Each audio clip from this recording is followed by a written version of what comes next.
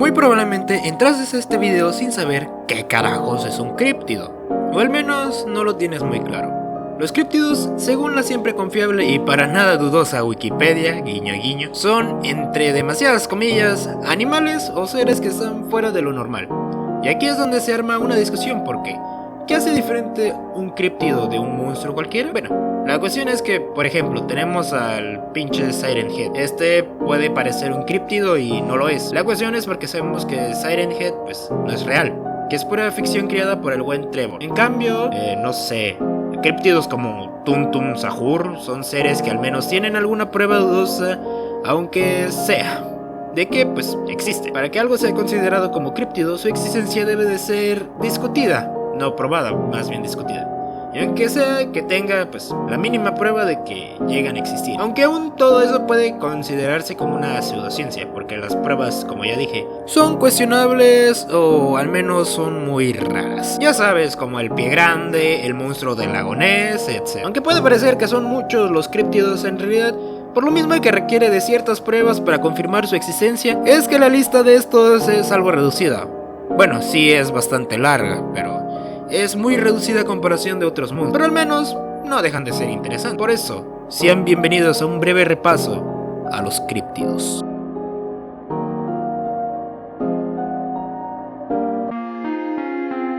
El Bunjip. El Bunjip es un críptido que es oriundo del sureste de Australia. La palabra Bunjip viene del lenguaje nativo de esa zona, el Wemba Wemba o el Wergaia. La palabra Bunjip es traducida como demonio o espíritu malvado. Este es descrito como un ser anfibio que lo hace casi acuático, porque según los avistamientos, este también se puede mover por tierra, lo que le permite vivir en pantanos, lagos, billabongs, que es una palabra del lenguaje nativo de los australianos, que estos son como lagunas que se forman en los arroyos y luego estos se hacen como pozos. Es una vaina algo rara.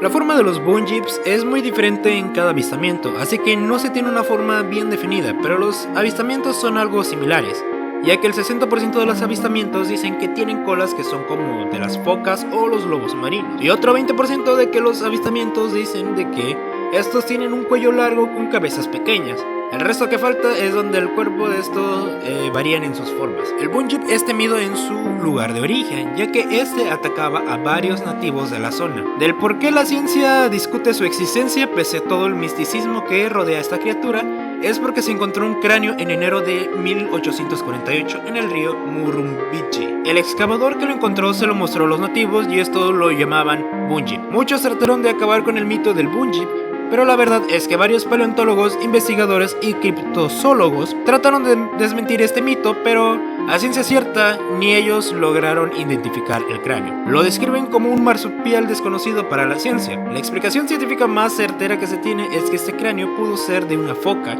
no identificada. Algunos incluso mencionan osos o incluso de la megafauna. Como dije, a ciencia cierta no se sabe de la existencia del Bunjip y este aún sigue siendo discutida. Y por eso es que se le considera como un críptido.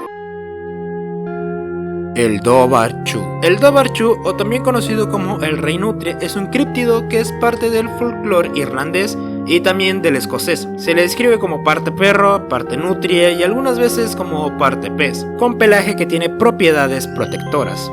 La palabra Dobarchu es una de las dos formas para llamar a las nutrias. Algunas partes afirman que hay pruebas donde se menciona al Dobarchu desde lenguajes célticos. Desde la descripción de Rey Nutria ya nos debe dar una idea de su forma. Se menciona que en efecto, esta es una nutria, pero 5 veces más grande. La leyenda que envuelve al Dobarchu menciona que en 1722 Grace McLoughlin fue una sirvienta que vivía en el pueblo de Cribellean, al noroeste de Gleneight Lough, perdón si lo estoy mal pronunciando, de verdad no sé cómo se pronuncia esta cosa. Una mañana ella fue al lago para lavar unas ropas, cuando algunas lenguas dicen que su esposo Terrence corrió al lago al oír los gritos de la esposa, solo para encontrarse con su cuerpo mutilado y el Dobarchu encima del cuerpo durmiendo. Terrence corrió a su casa para tomar una daga y matar al Dobarchu, y lo logró, pero Terrence no sabía algo. La pareja del Dobarchu lo seguiría y lo atacaría. Después de una larga batalla, Terrence logró asesinar al segundo Dobarchu. La leyenda nos deja ver que no solo existe uno de estos, sino que al parecer parece ser toda una raza de nutria. Las pruebas detrás de la leyenda del Dobhar-chú se emiten desde el siglo XVII, en un hallazgo arqueológico que es el Kinloch Stone, el cual es la tumba de Grace, y la piedra tiene la supuesta forma del Dobhar-chú. Después de eso se han reportado varias apariciones del Rey de las Nutrias en escenarios más actuales, pero aún su existencia queda en duda. Ballenas críptidas. No es de extrañar que varios puestos de este video, como de las listas de los críptidos, hayan varias criaturas correspondientes al agua, ya que el océano guarda varios secretos sin revelar, incluso quizás varias especies. Dato curioso, conocemos más del espacio que nuestro propio océano, ya que solo hemos logrado mapear el 20% de este. En lo personal tengo una fascinación por monstruos marinos, y si a este video le va bien, sacaré un video hablando plenamente de este tema, por lo que no es tan loco creer que hay especies marinas que no sabemos que existen. Y unas de las especies que al parecer tienen más familiares que tienen siendo críptidos son los cetáceos. Supuestamente hay cetáceos de los cuales hay evidencia de su existencia, pero paradójicamente hay poca para consolidar su existencia. Un ejemplo es la ballena Giglioli. A simple vista parece ser una ballena común y corriente, pero lo que la hace una especie diferente es que esta tiene dos aletas dorsales, cosa muy rara ya que los cetáceos solo tienen una. No solo esto, sino que esta es de 18 metros de largo y 2 de alto, también teniendo dos aletas largas en forma de hoz y una ausencia de pliegues en la garganta. La ballena Giglioli fue descubierta por el zoólogo Enrico Giglioli el 4 de septiembre de 1867 en un bote llamado Magenta, en las costas del mejor país de Chile. En un inicio no pudo reconocer esta especie de ballena, hasta que se acerca más y logra obtener varios rasgos de esta, logrando hacer imágenes exactas de la ballena que encontró, pero fuera de esa vista, la ballena Giglioli no ha vuelto a ser vista. En 1983, el zoólogo Jacques Maigret dijo que vio una ballena similar a la ballena Giglioli, pero este no obtuvo ninguna prueba para confirmar su existencia. La explicación científica que podría ser una explicación válida es que esta ballena en realidad no era una especie distinta, es que esta fuera en realidad el resultado de una mutación genética y por eso no se ha sabido más de la especie Giglioli. Otra especie críptida es el delfín rinoceronte, supuestamente un delfín que tiene dos aletas dorsales, donde una simula ser un cuerno, de ahí su nombre. La primera aparición data de 1824 por dos naturalistas franceses, Jean-René Coy y Joseph Gaimard. Supuestamente lo encontraron cerca de las Islas Sandwich y en New South Wales, pero fueron desacreditados, porque muy posible era una ilusión óptica, pero también otra explicación plausible es que como la ballena Giglioli, muy probablemente este sea el resultado de una mutación genética. Otra especie cetácea es el cachalote de aleta alta, que supuestamente es una subvariación de la especie del cachalote, donde la diferencia es que este tiene una aleta dorsal mucho más grande que una especie normal, encontrado en el Antártico Norte por el físico Robert Sibbald en 1687. Entonces este sería introducido a la 10ª edición del Sistema Naturae en 1758, pero rápidamente fue descartado, porque varios marinos tenían varias confusiones con las belugas, cachalotes y ballenas pilotos. Por eso, y aparte de que nunca se volvió a encontrar algún ejemplar de este cachalote. O tenemos a la ballena Alula, que fue descrita e ilustrada por Mercer Bruins en la guía de campo de ballenas y delfines, en donde este mencionó verla varias veces en aguas profundas de la costa del Golfo de Aden hasta Socotra. Se la describe como una ballena sepia con una frente redondeada y blanca, con cicatrices en forma de estrellas en el cuerpo, y está llegando a medir de 6 a 7 metros de largo, pesar alrededor de 1.8 toneladas métricas, y que cuya aleta dorsal ha llegado a medir los 2 metros. Pero actualmente no hay más avistamientos de estas, y estas son supuestamente pocas de las especies de los cetáceos sin descubrir que se han logrado ver.